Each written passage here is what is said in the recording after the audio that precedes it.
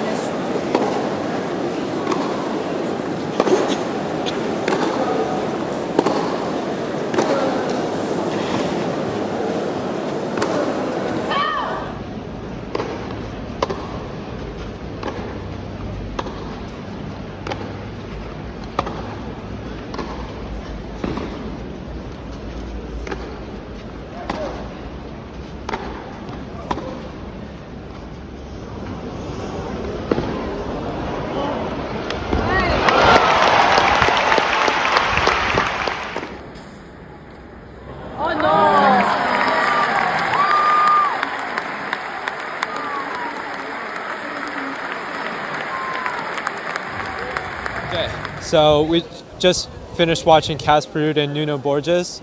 Yeah, after the first set, I thought Casper had it in straights. He was going to have it in straights, but Nuno played an excellent game. Nuno, I owe you an apology. I wasn't really familiar with your game. I owe you an apology. I wasn't really familiar with your game. It did look like there was something wrong with Casper's knee, but it was a tough battle, and Nuno played really well. Hats off to him. We're off to Simonne Mathieu now because we want to check out that court. Hopefully you get to see Tsitsipas, but yeah, let's head on over.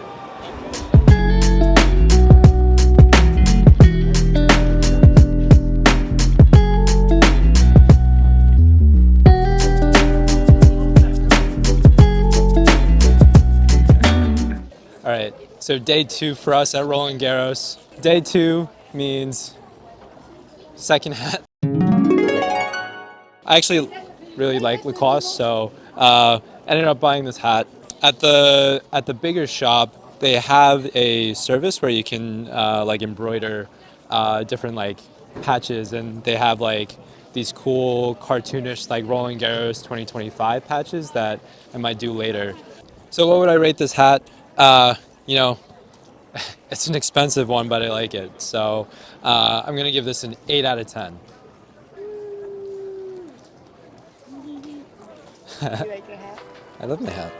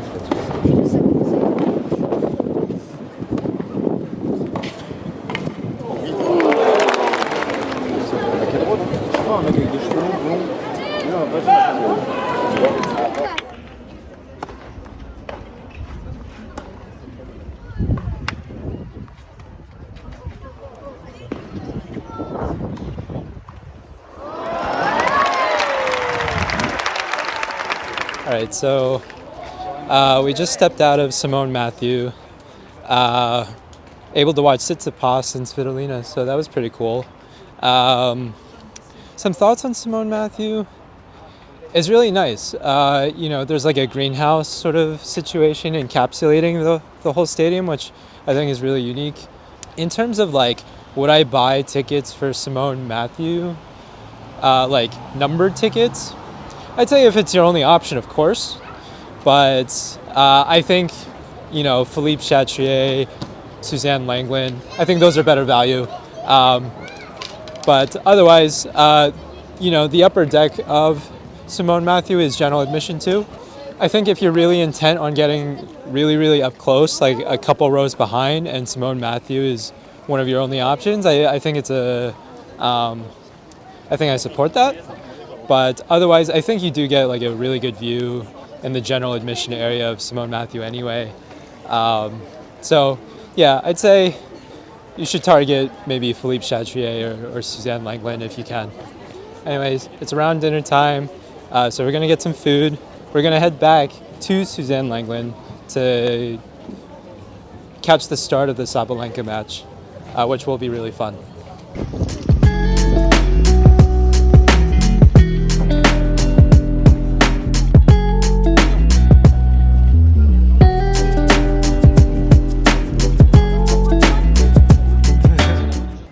So we're at the food court here. We both got these savory crepes. Mine was with sausage and Aki's was with mushrooms. Yeah, plenty of options in this food court. I feel like we didn't have to wait to get our food really. It's not freshly made, but it still tastes very good. Lots of vegetarian options too, if that matters to you. Yeah, it's not really crowded here, so that's a big plus for me.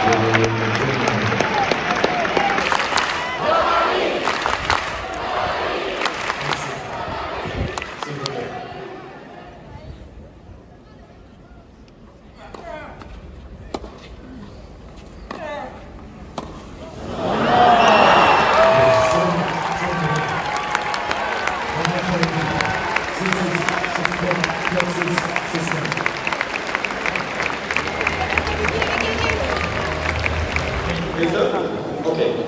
Donc juste de l'autre côté, voilà, et un grand sourire.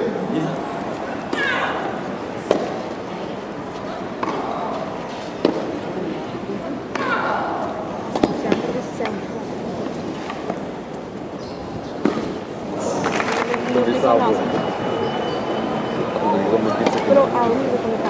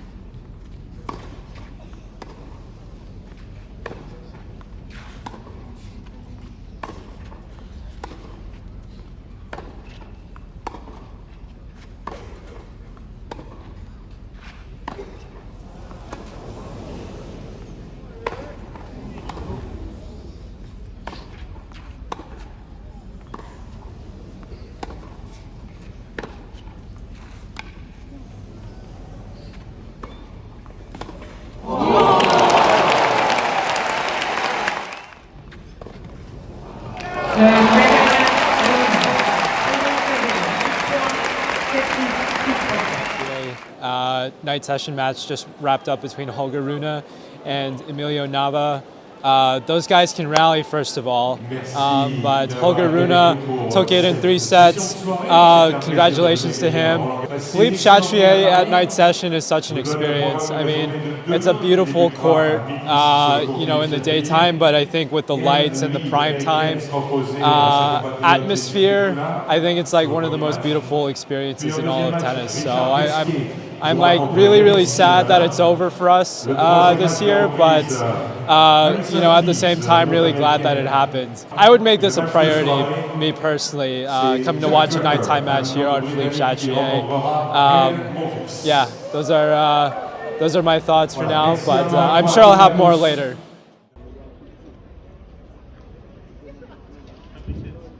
You always knew from the start that this was going to be 1000% worth it. After all, Roland Garros is one of 4 Grand Slam tournaments on the calendar and the only one to be played on clay. If you win the public draw and you get tickets at regular draw prices, consider yourself the luckiest person on the planet. Drop everything and make sure you find yourself in Paris for Roland Garros. But some other comments. Be prepared. We just went through the public draw, so we have a ton of resources that should help you figure out the public draw in the next year. Paris is a fantastic city and is worth the trip outside of Roland Garros. It's an easy city to get around and there's so much great food. We enjoyed many moments throughout our time in Paris, including watching PSG win the Champions League final amongst a bunch of wild Parisians. If you get the chance to buy tickets, our preference is for early rounds over later rounds. There's so much tennis going on in the early rounds, and the buzz is everywhere. For the day's session, our preference is for Suzanne Lenglen over Philippe Chatrier. On Suzanne Lenglen with gold category tickets, you have the ability to be front row. In our experience anyways, Suzanne Lenglen has the much better matchups, whereas Philippe Chatrier tends to have the box office stars. But Philippe Chatrier at night, something I'll never forget. And we feel so fortunate to have been able to attend and be able to share this experience with all of you at home.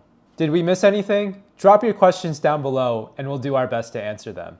This is Teddy, signing off. Until next time, cheers.